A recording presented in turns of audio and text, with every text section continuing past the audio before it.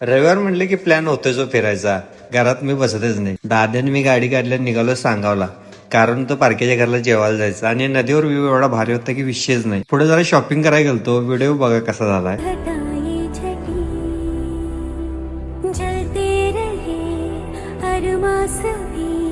तुझसे ठंडक पड़ी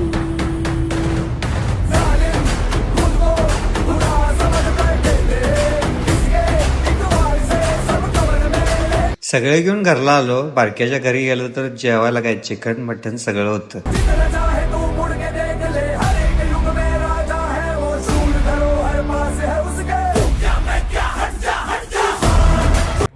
जेवण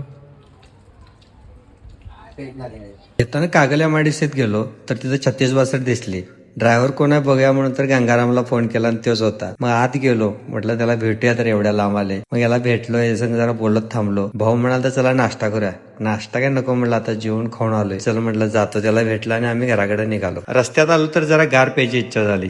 सरबत हो, तसलं गार नव्हे. मग मस्तपैकी सोडा सरबत घेतला. तिथनं गाठलं घर.